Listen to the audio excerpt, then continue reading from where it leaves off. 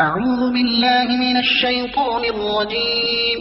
بسم الله الرحمن الرحيم.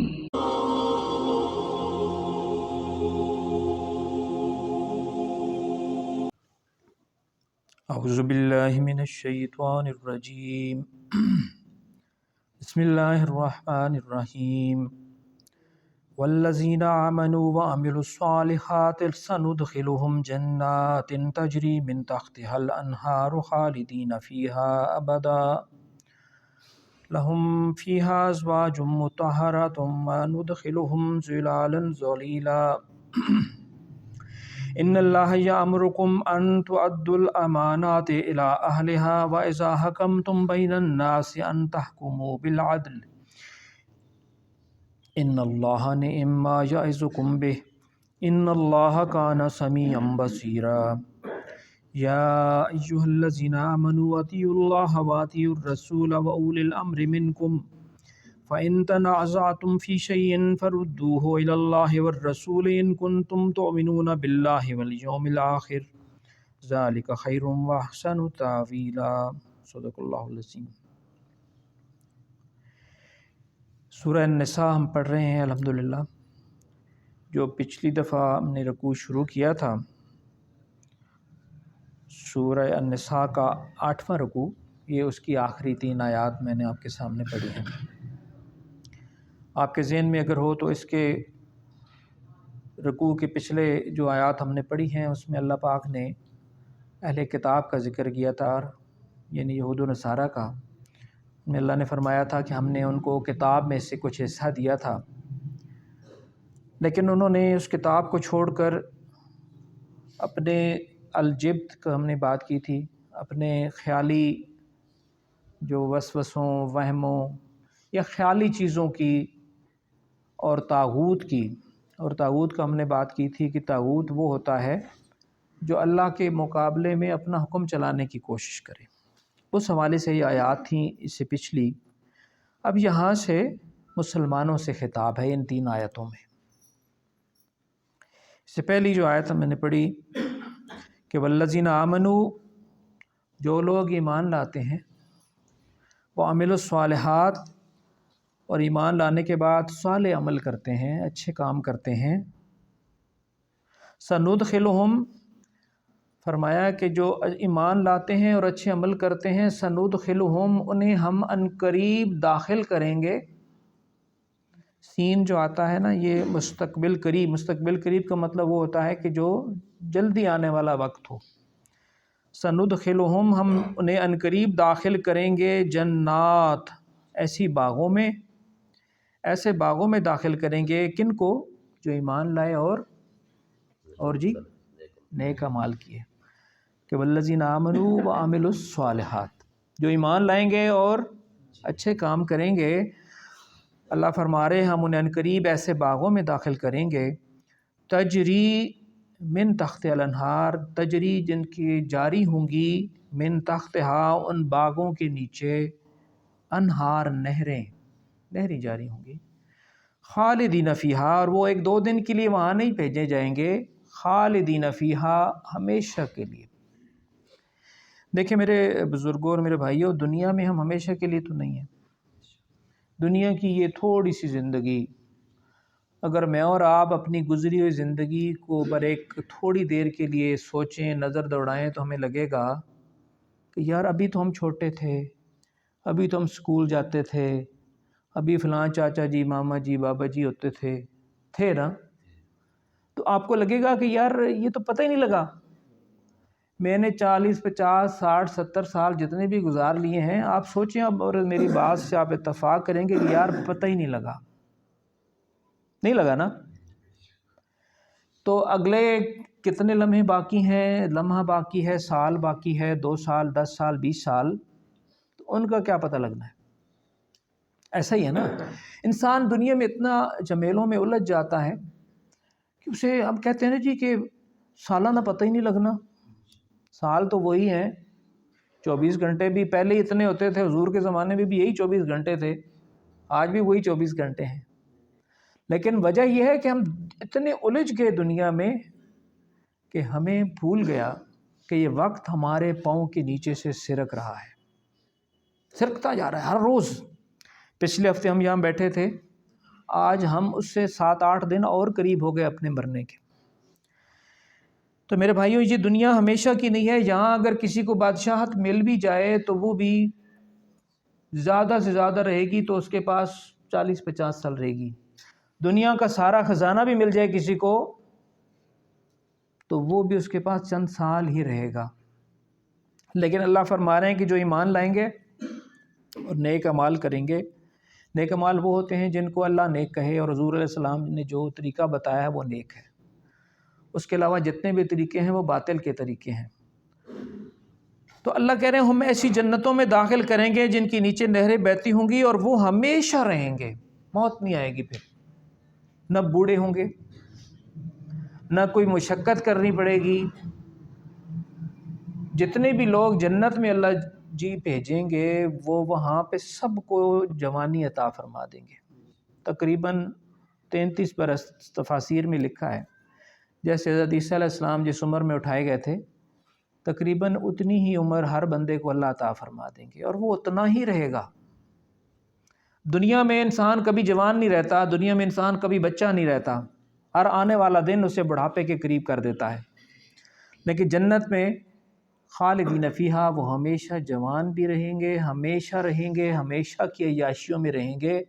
تو ہم کتنے احمق ہیں کہ ہم ان ہمیشہ کی کامیابیوں کو چھوڑ کر دنیا کی ان چھوٹی چھوٹی کامیابیوں کے لیے غلط کام کرتے ہیں۔ دنیا کے ان تھوڑی دیر کے چسکوں کے لیے اپنی آخرت برباد کر لیتے ہیں۔ میں اکثر پہلے بھی یہاں بھی بات کئی دفعہ کر چکا ہوں کہ دنیا کی جتنے بھی مزے ہیں جن کو ہم مزے کہتے ہیں وہ تھوڑی دیر کے ہوتے ہیں، کچھ منٹوں کے، اور کچھ تو ایسے ہیں جو چند منٹوں کے بھی نہیں ہوتے، لمحوں کے ہوتے ہیں۔ آپ کو بھوک لگی ہو، آپ کا دل کرتا ہے کھانا کھانے کو، آپ کو آم اچھے لگتے ہیں، آپ کے سامنے آم رکھیں، آپ کہیں گے یار کھائیے، آپ کو کہیں نہیں کھانا تو آپ لڑنے مارنے پہ آ جائیں گے، کیوں نہیں کھانا؟ آپ 2 کھا لیں گے، 3 کھا لیں گے، 4 5 کھا لیں گے، پھر ہاتھ اٹھا لیں گے۔ میں کہوں نا کہ یار اور کھاؤ تو اسی کو نہیں جی اور نہیں دل، ابھی تو آپ لڑ مر رہے تھے اس آم کے لیے، اس کھانے کے لیے، اور ابھی آپ نے اس کا تھوڑا سا کھا لیا تو آپ کہتے ہیں نہیں یار میں زبردستی بھی دوں، آپ کہیں گے یار نہیں بھائی نہیں کھانا۔ پیاس لگی ہو، پانی پینے میں مزہ آتا ہے نا، گرمی ہو، پیاس لگی ہو اور آپ کو پانی مل جائے ٹھنڈا تو انسان پیتا ہے، لیکن میں کہوں کہ نہیں یار ہونے 10 جگ پانی دے پینے، تو کہو گے نہیں یار میرے پیٹ پڑنا اپنا۔ اسی چیز کے لیے جو آپ مزے کے لیے کہہ رہے تھے کہ یار پانی پینے میں مزہ ہے، جوس پینے میں مزہ ہے، کھانا کھانے میں مزہ ہے، وہ مزہ آپ کا اتنی دیر کا ہے جتنی دیر میں وہ آپ کے پیٹ میں نہیں گیا، اس کے بعد مزہ ختم۔ انسان کے اندر اللہ نے شہوت رکھی ہے، میاں بیوی کا ایک تعلق ہوتا ہے، وہ کتنی دیر رہتا ہے، وہ کیفیت کتنی دیر داری رہتی ہے؟ چند منٹ، چند منٹوں کے بعد بندہ کہتا ہے یار یہ کچھ بھی نہیں۔ تو دنیا کی جتنے بھی مزے آپ سوچ لینا وہ کچھ لمحوں کے مزے ہیں، لیکن جنت کے مزے ابدی ہیں۔ حضور علیہ السلام ایک دفعہ نماز پڑھا رہے تھے تو آپ نماز کے دوران 1-2 قدم آگے ہوئے پھر پیچھے آئے، تو سلام پھیرنے کے بعد صحابہ نے پوچھا کہ یا رسول اللہ صلی اللہ علیہ وسلم یہ آج آپ نے جو عمل کیا ہے اس سے پہلے کبھی نہیں کیا تھا، آج کیوں کیا؟ فرمایا کہ نماز کے دوران اللہ نے میرے سامنے جنت کے انگوروں کے خوشے رکھے تھے، نماز کے دوران مجھے دکھائے، بے ساختہ میں آگے بڑھا کہ میں ان کو توڑ لوں، لیکن پھر مجھے خیال آیا کہ وہ تو نہ فنا ہونے والی چیزیں ہیں، یعنی وہ انگور جنت کے بھی وہ ایسے ہیں کہ وہ ختم نہیں ہوں گے۔ تو فرمایا اگر میں وہ لے آتا تو تم انہیں قیامت تک کھاتے رہتے۔ تو جنت کی جتنے بھی مزے ہیں وہ ہمیشہ کے ہیں، تو ہمیں ان کی فکر کرنی چاہیے۔ بہرحال فرمایا کہ والذین آمنوا وعملوا الصالحات، جو ایمان لائیں اور اچھے کام کریں، سندخلہم جنات تجری من تحتہا الانہار، اللہ پاک کہہ رہے ہیں ہم ان کو عنقریب داخل کریں گے نہروں والی جنت میں، خالدین فیہا ابدا، اور وہ ہمیشہ ہمیشہ وہاں پہ جوان بھی رہیں گے، ہمیشہ ہمیشہ کے مزوں میں بھی رہیں گے۔ لہم فیہا ازواج مطہرہ، اور وہاں ان کے لیے کیا ہوں گی؟ ازواج، زوج کہتے ہیں جوڑے کو، مردوں کے لیے عورت جوڑا ہوتی ہے اور عورت کے لیے مرد جوڑا ہوتا ہے۔ ازواج مطہرہ، نیک بیویاں، نیک جوڑے، عورتوں کے لیے نیک مرد اور مردوں کے لیے نیک عورتیں۔ نیک بیوی کہتے ہیں نا کہ نیک بیوی ہو تو یہ دنیا بھی جنت بن جاتی ہے۔ نیک، خوبصورتی اس کے بعد آتی ہے۔ اگر خوبصورت بہت ہو، بد زبان ہو، بیڈ کریکٹر ہو، تو آپ اس کو رکھیں گے؟ کتنے دن رکھیں گے؟ تو اس لیے نوجوان بھی بیٹھے ہیں نا، کو جو شادی کے لیے اپنے لیے لڑکی چننی چاہیے، اس میں پہلے یہ دیکھنا چاہیے کہ ایمان کی کیسی ہے، کردار کی کیسی ہے، نماز کی کیسی ہے، قرآن پڑھنا آتا ہے نہیں آتا، پردہ کرتی ہے نہیں کرتی۔ باقی چیزیں اس کے بعد ٹھیک ہیں، خوبصورت ہو وہ بھی اچھی بات ہے، پڑھی لکھی ہو وہ بھی اچھی بات ہے، لیکن بنیادی چیز اس کا حیا اور اس کا کردار اور اس کا ایمان ہے۔ اگر یہ کر لیں گے تو زندگی سکون بن جاتی ہے، جنت بن جاتی ہے۔ ورنہ جو صرف خوبصورتیاں دیکھ کے لائی جاتی ہیں دلہنیں، وہ ایک سال میں انسان کو ناخن چنے چبوا دیتی ہیں، روتے دیکھا ہے ہم نے لوگوں کو۔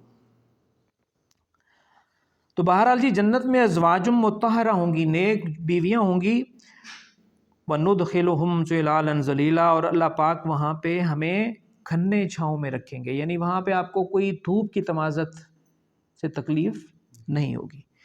یہ تو تھی یہ انعامات۔ اگلی دو آیتیں وہ ہمارے آج کے حالات کے حساب سے ہمارے بہت غور کرنے کی ہیں۔ ان اللہ یامرکم، بے شک اللہ یامر، امر کہتے ہیں کس کو؟ حکم کو۔ یامرکم، تمہیں حکم دیتا ہے۔ کون حکم دیتا ہے؟ اللہ۔ یہ میں آپ سے پوچھتا اس لیے ہوں کہ جاگتے رہیں۔ ان اللہ یامرکم، کیا حکم دیتا ہے؟ سنیے، ان تؤدوا الامانات الی اہلھا، کہ امانتیں اس کے اہل لوگوں کو دو، امانتیں ان کو دو جو اس کے اہل ہوں۔ اب امانتیں بہت سی ہوتی ہیں، ایک امانت تو یہی جو آپ رکھواتے ہیں، میں فلکن ظفر صاحب میرے پاس کوئی پیسے رکھوا دیتے ہیں تو میں ان کی امانت رکھوں، جب یہ مانگے میں ان کو دے دوں، یہ تو ایک چھوٹے درجے کی امانت ہے۔ اس سے آگے چلیں، ایک امانت ہے مثلاً قاری نفیس الرحمان صاحب یہاں پہ امامت کراتے ہیں، یہ ایک امانت ہے۔ کیا آپ امام رکھتے ہو کیا دیکھتے ہیں کہ یار اس کو قرآن آتا ہے نہیں آتا، یہ باشرہ ہے کہ نہیں، اس کو کچھ دین کی سمجھ ہے کہ نہیں، با اخلاق ہے کہ نہیں، با کردار ہے کہ، یہ دیکھتے ہیں نا۔ ورنہ کسی کو بھی لا کے کھڑا کر دیں، وہ بیوزیاں ہی تو صاحب پڑھانا رہے تو صاحب کو پتہ کیوں جی، میں مثال دے رہا ہوں، نہیں پتہ۔ تو امامت بھی ایک امانت ہے، آپ سوچ سمجھ کے رکھتے ہیں نا امام۔ اس طرح محلے کا کوئی بڑا ہے، کوئی آپ ذمہ دار بناتے ہیں کہ یار یہ ایڈے محلے دے ملک صاحب، چودھری صاحب یا بابا جی جو بھی ایسی سارے، وہ بھی آپ سوچ سمجھ کے رکھتے ہیں کہ یار یہ بابا جی ساڑے نال ساڑی دیاں بہناں بھی ہیں، پردے نے معاملے ہیں ساڑے، اگر کوئی سرپرست بنا رہے ہیں تو کوئی دیکھ داکھ کے بنائیے۔ اس سے آگے آپ جج بناتے ہیں تو ایسے کو بنائیں کہ جو جس میں یہ دیکھا جائے گا کہ یار اس کو قانون کا پتہ ہے کہ نہیں، اس کا ایماندار آدمی ہے کہ نہیں، اس کو قرآن کا پتہ ہے کہ نہیں۔ آپ حکمران چنتے ہیں تو کیا دیکھتے ہیں؟ کیا دیکھتے ہیں؟ یہ دیکھتے ہیں کہ وہ کتنا بڑا بدمعاش ہے، اس کا جتھا کتنا طاقتور ہے۔ تو تفاسیر میں لکھا ہے کہ ان ساری چیزیں امانتوں میں آتی ہیں، اور آپ کسی کے بارے میں رائے دیتے ہیں، فرض کریں آپ مجھ سے پوچھتے ہیں کہ جی تہاڈا ظہیر صاحب دے بارے چ کی رائے، کیسے آدمی، کوئی آپ کا معاملہ ہو ان کے ساتھ، تو میں نے انصاف پر ان کے بارے میں رائے دینی ہے آپ کو کہ آپ ظہیر صاحب اچھے آدمی ہیں، یا اچھے آدمی خدا نخواستہ نہیں ہیں، تم بچ کے رہنا، یا اچھے آدمی ہیں تو ان کے ساتھ تم بے فکر ہو کے معاملہ کر لو. جیسا ناراض نہ ہونا، میں مثال دے رہا ہوں. میرا مطلب یہ ہے کہ میرا رائے دینا اچھی ٹھیک ایمانداری سے رائے دینا. آپ مجھ سے پوچھ رہے ہیں تو یہ امانت ہے. آپ مجھ سے پوچھ رہے ہیں کہ جناب یہ بندہ الیکشن میں کھڑا ہو گیا ہے تو آپ کا کیا خیال ہے؟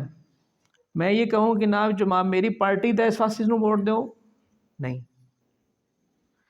مجھے یہ دیکھنا ہے کہ وہ بندہ ان 5 کینڈیڈیٹوں میں کون ایماندار ہے، دیندار کون سا ہے، قوم کا وفادار کون سا ہے، اہل کون سا ہے. صرف یہ دیکھا کہ برادری ادھر ہے یا اس نے جتنے نہ چانس ہے تو میں اس نال چلا جائیں. نہیں، کل اللہ مجھ سے پوچھے گا. آگے میں پڑھتا ہوں.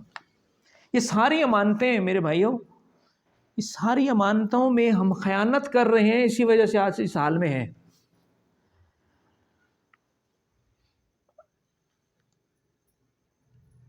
آپ دیکھ لیں، یہ ایک میرٹ کی طرف بھی یہ ترغیب ہے نا.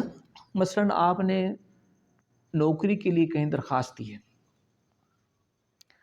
تو جو نوکری دینے والے ہیں انہیں دیکھنا چاہیے کہ ان 100 درخواستیں آئی ہیں، 5 بندے ہم نے رکھنے ہیں، ان میں سے 5 اہل بندے کون سے ہیں. اگر ان اہلوں کو رکھیں گے تو ملک ٹھیک ہوگا کہ نہیں. جبکہ پتہ لگتا ہے درخواستیں دے دے کے کہ وہ بندے تھے پہلے رکھے ہوئے ساڑھوں کو بھی درخواستیں جمع کروا رہے ہیں. ایسا نہیں ہوتا نا.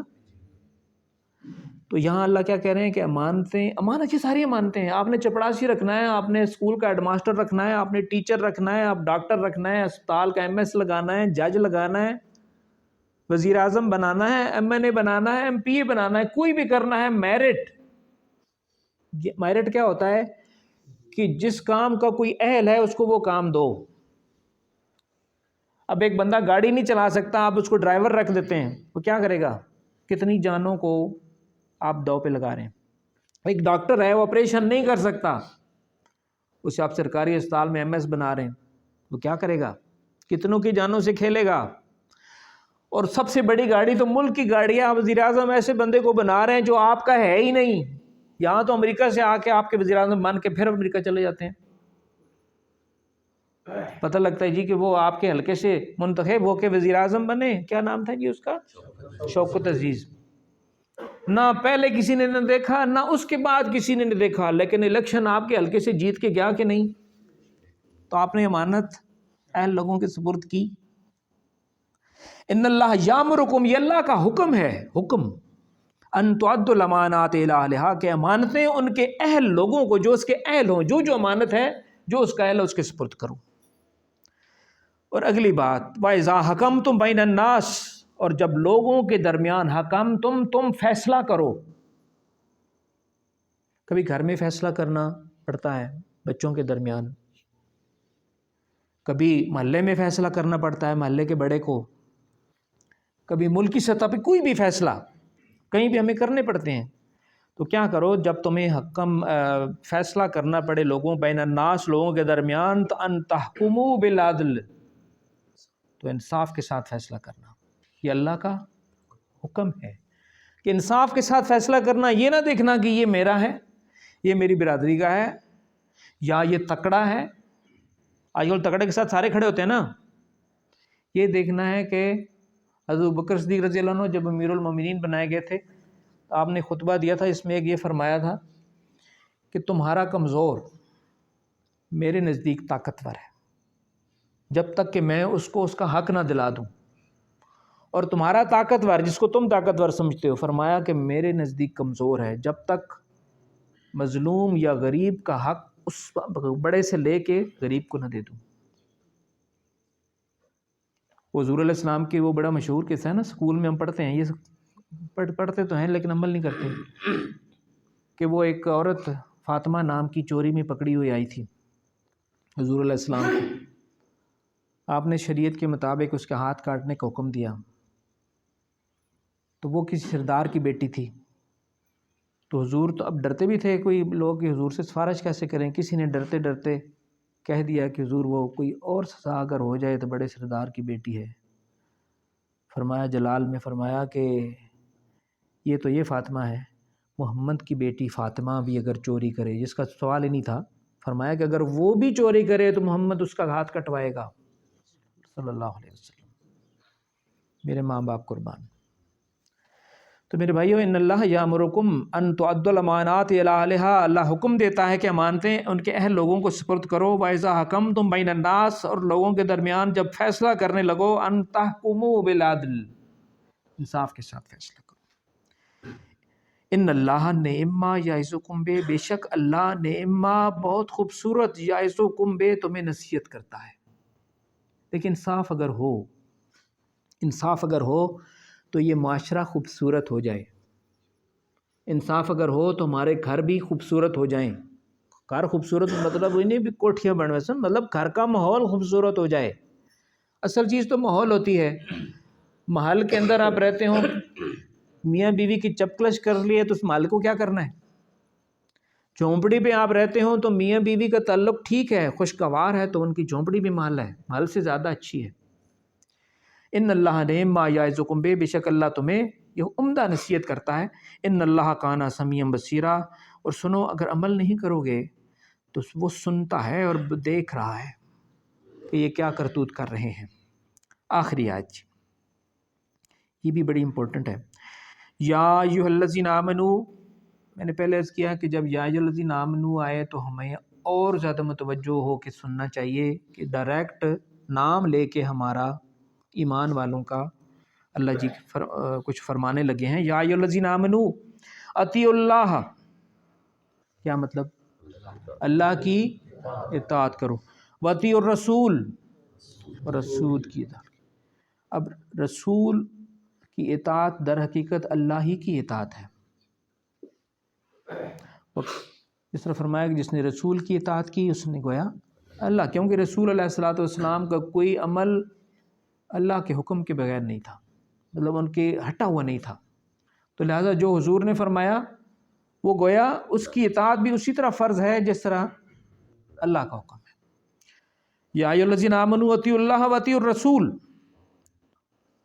وَأُولِي الْأَمْرِ مِنْكُمْ، اولی الامر ان کو کہتے ہیں جو کسی بھی معاملے کے ذمہ دار ہوں، کسی بھی معاملے کے، چاہے وہ محلے کے کسی معاملے کے ذمہ دار ہوں، مسجد کے معاملات کے ذمہ دار ہوں، یا ملک کے یا کسی تنظیم کے یا کسی بھی گروہ کے ذمہ دار ہوں، ان کی بات ماننے کا حکم ہے، لیکن اس میں کچھ شرطیں ہیں۔ آپ دیکھیں گے کہ یہ اطیعوا اللہ، اللہ کے ساتھ بھی اطیعوا آیا ہے، رسول صلی اللہ علیہ وسلم کے ساتھ بھی اطیعوا آیا ہے، لیکن اولی الامر کے ساتھ اطیعوا الگ سے نہیں آیا، اس لیے کہ اولی الامر یعنی حکمران ہوں یا ذمہ دار ہوں، امیر ہوں، صدر ہوں، ان کا حکم ماننا ضروری اس وقت تک ہے جب تک ان کا حکم اللہ اور رسول کے حکم کے مطابق ہو۔ اگر کوئی امیر، کوئی وزیر اعظم، کوئی صدر، کوئی وڈیرا کوئی ایسا حکم دیتا ہے جو اللہ اور اس کے رسول صلی اللہ علیہ وسلم کے حکم سے ٹکراتا ہے، تو اس امیر یا صدر کی یا وزیر اعظم کی اس بات کو ہم پاؤں کی ٹھوکر پر رکھیں گے، کیونکہ اس کی اطاعت اس وقت تک ہے جب تک حضور علیہ السلام نے فرمایا، جس کی حدیث شریف کا میں مفہوم عرض کرتا ہوں۔ آپ نے فرمایا ایک دن صحابہ سے کہ عنقریب وہ وقت آنے والا ہے کہ تم ایسے حکمران دیکھو گے جن کی بعض چیزوں کو تم ٹھیک پاؤ گے، معروف، اور بعض چیزوں کو تم منکر پاؤ گے۔ تو جس نے ان کے منکر کہتے ہیں جو غلط کام، جس نے ان کے منکر کی زبان سے مذمت کی وہ بری ذمہ ہو گیا، جس نے اس کے حکم کو، غلط حکم کو دل سے برا جانا وہ بھی بری ذمہ ہو گیا، لیکن جس نے اس کا ساتھ دیا اس کا مواخذہ ہوگا۔ جس نے کسی وڈیرے، صدر، وزیر اعظم، امیر کے غلط حکم، جو غلط حکم سے مراد وہ حکم جو اللہ رسول کے حکم سے ٹکراتا ہے، اس کو دل سے بھی برا نہ جانا تو وہ پکڑا جائے گا۔ جس نے آواز اٹھائی لیکن اگر امیر یا صدر یا وزیر اعظم کا حکم اللہ اور رسول کے حکم کے مطابق ہو تو پھر اس کی اطاعت واجب ہے۔ ایک اور حدیث میں حضور علیہ السلام نے فرمایا، اس کا مفہوم یہ ہے، یہی بات فرمائی آپ نے کہ وقت آئے گا کہ کوئی تم ایسے حکمران ہوں گے جن کی کچھ باتیں اچھی ہوں گی کچھ بری ہوں گی۔ تو صحابہ نے عرض کیا کہ یا رسول اللہ، پھر اگر ان کی باتیں غلط ہوں تو ہم ان کے خلاف جنگ نہ کریں؟ اللہ کے رسول نے فرمایا نہیں، جب تک کہ وہ نماز قائم کرتے رہیں، یعنی نماز قائم کرنا بھی اگر وہ چھوڑ دیں، نماز قائم کرنے کا مطلب کیا ہوتا ہے؟ خود بھی پڑھیں اور دوسروں کو بھی، اپنی قوم کو بھی اس پہ لگائیں۔ اگر یہ کام بھی وہ کرنا چھوڑ دیں تو اس کا مطلب ہے وہ اسلام سے نکل گئے، پھر ان کو ہٹانے کے لیے جنگ جائز ہوگی۔ تو اللہ ماشاء اللہ آج ہمارے جو اوپر لوگ مسلط ہیں ان کو تو قل ہو اللہ احد بھی نہیں آتی۔ تو یا ایھا الذین آمنوا اطیعوا اللہ واطیعوا الرسول واولی الامر منکم، اطاعت کرنی ہے۔ فَإِن تَنَازَعْتُمْ فِي شَيْءٍ، اگر کسی معاملے میں تمہارا اپنے ذمہ دار لوگوں سے، بڑے لوگوں سے، حکمرانوں سے اختلاف ہو جائے، تنازع ہو جائے، فَرُدُّوهُ إِلَى اللَّهِ وَالرَّسُولِ، تو اس تنازع کو تم اللہ اور رسول صلی اللہ علیہ وسلم کی طرف لوٹا دو، یعنی اس کا فیصلہ قرآن و سنت کے مطابق کرو۔ کوئی جج ہو وہ فیصلہ کرے کہ جناب ہمارے وزیر اعظم صاحب کا حکم اللہ اور رسول کے حکم سے عوام کہتی ہو کہ ٹکراتا ہے، جج کتابیں کھولے دیکھے قرآن میں کیا ہے، حدیث میں کیا ہے، صحابہ نے کیا عمل کیا تھا۔ اگر تو ثابت ہو جاتا ہے کہ نہیں جناب وزیر اعظم صاحب کا حکم شریعت کے خلاف نہیں ہے، تو پھر عوام کو کہا جائے کہ بھائی آرام نال بیٹھ جاؤ۔ لیکن اگر ثابت ہو جاتا ہے کہ وزیر اعظم صاحب یا ذمہ دار کوئی بھی ہے، اس سے وزیر اعظم ویسے سمجھانے کے لیے عرض کر رہا ہوں کہ اس کا حکم اللہ اور رسول علیہ السلام کے حکم کے خلاف ہے، تو پھر اس کا مواخذہ ہوگا۔ سمجھ رہے ہیں بات؟ فَإِن تَنَازَعْتُمْ، اگر جھگڑا ہو جائے، فی شیئن کسی چیز میں، فَرُدُّوهُ إِلَى اللَّهِ وَالرَّسُولِ، تو اس کو اللہ اور رسول کی طرف لوٹا دو۔ ان کنتم تؤمنون باللہ والیوم الآخر، اگر تم اللہ اور یوم آخر پر ایمان، دیکھیں یوم آخر پر ایمان تو ہم رکھتے ہیں، تو کیا ہم یہ ہر کام کرتے وقت اس کا خیال بھی رکھتے ہیں کہ میں نے آخرت میں اس کو حساب دینا ہے؟ زبانی کلامی تو ہم سارے مانتے ہیں نا کہ آخرت میں ہم نے اللہ کو حساب دینا ہے، جی بچپن سے ہم سنتے ہیں، دینا ہے، یقیناً دینا ہے۔ لیکن کیا ہم ہر کام، ایمان تو یہ ہے نا کہ ہر کام کرتے وقت میں یہ دیکھوں کہ یار میں نے کہ اس کام کا اللہ کو جواب دینا ہے؟ جواب تو ہر چیز کا دینا ہے۔ کیا کما رہا ہوں، کیا کھا رہا ہوں، کیا بچوں کو کھلا رہا ہوں، کیا بول رہا ہوں، کیا سچ بول رہا ہوں، جھوٹ بول رہا ہوں، غیبت تو نہیں کر رہا۔ جو سارے اعمال اگر ہم یہ سوچ کے کریں کہ ہم نے آخرت میں اللہ کو جواب دینا ہے، تو پھر تو ثابت ہو گیا کہ ہمارا آخرت پر ایمان ہے۔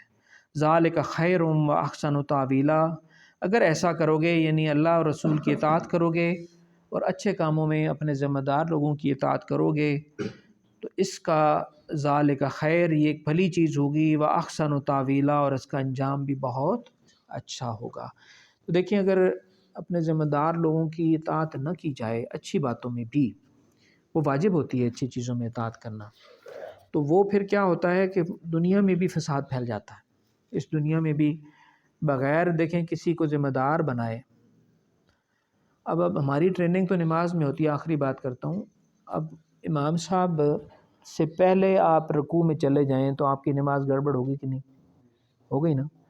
کیا سکھایا کہ امام کی اطاعت کرنی ہے۔ اس وقت نماز میں امام جو ہے وہ اولی الامر ہے، اس کی اطاعت ضروری ہے۔ اگر آپ اس سے آگے چلے گئے تو آپ کی نماز میں حرج ہو گیا، اس کے پیچھے پیچھے جانا ہے۔ اگر وہ غلطی سے کھڑا ہو جاتا ہے، بیٹھنا تھا، امام صاحب کھڑے ہو جاتے ہیں، تو آپ نے سبحان اللہ یا ان کو اشارہ تو دے دینا ہے، لیکن امام صاحب اگر کھڑے ہی رہتے ہیں تو آپ نے کیا کرنا ہے؟ پھر کھڑے ہو جانا ہے۔ تو بڑے معاملوں میں بھی اگر ان کا حکم اللہ اور رسول سے نہیں ٹکرا رہا، اسلام سے نہیں ٹکرا رہا، اسلامی حکومت کی بات کر رہا ہوں میں، تو پھر آپ ان کی اطاعت واجب ہے۔ اب یہاں ہماری اسلامی حکومتیں نہیں ہیں، یہ مسلمانوں کی حکومتیں ہیں بس، لیکن یہ اسلام پر عمل پیرا نہیں ہے، نہ اسلام ان کو پتہ ہے۔ تو اس کے لیے جد و جہد کرنا ہم سب کا فرض ہے کہ وہ اسلامی حکومت بن جائے۔ تو ان حالات میں اسلامی حکومت بن جائے تو پھر اپنے امیر یا صدر یا جو بھی ہوگا، خلیفہ جو بھی، اس کی اطاعت اچھے کاموں میں واجب ہے۔ تو اللہ سے دعا ہے کہ وہ ہمیں عمل کرنے کی توفیق عطا فرمائے۔ انشاءاللہ اگلے ہفتے ہم اس سے اگلا رکوع شروع کریں گے۔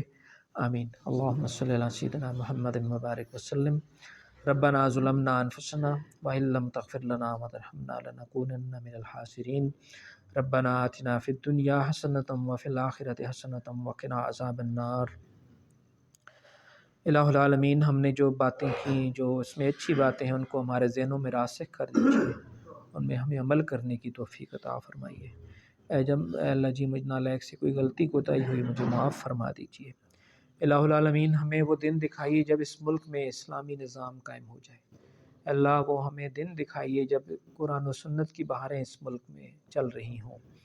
الہ العالمین، یہ جو ہاتھ اٹھے ہیں ان سب کے دامن کو اپنی رحمتوں سے بھر دیجیے۔ یا الہ العالمین، سب کے دلوں کی جائز حاجتوں کو پورا فرما دیجیے۔ ربنا ھب لنا من ازواجنا وذریاتنا قرۃ اعین واجعلنا للمتقین اماما۔ الہ العالمین، فلسطین میں اور کشمیر میں ہمارے جو مظلوم مسلمان بھائی ہیں، یا اللہ خود ہی ان کا مددگار بن جائیے، اور یا اللہ اس امت کو بھی اتحاد عطا فرمائیے اور ان کو جہاد کا جذبہ عطا فرمائیے۔ یا اللہ اس امت کو وہ غیرت مند حکمران عطا فرمائیے جیسے خلفائے راشدین تھے، جیسے صلاح الدین ایوبی تھے رحمۃ اللہ علیہ۔ الہ العالمین، ہمیں نماز قائم کرنے والا بنائیے۔ یا اللہ ہمیں اپنی نمازوں کی حفاظت کرنے والا بنائیے۔ صلی اللہ تعالی علی خیر خلقہ سیدنا محمد مبارک وسلم۔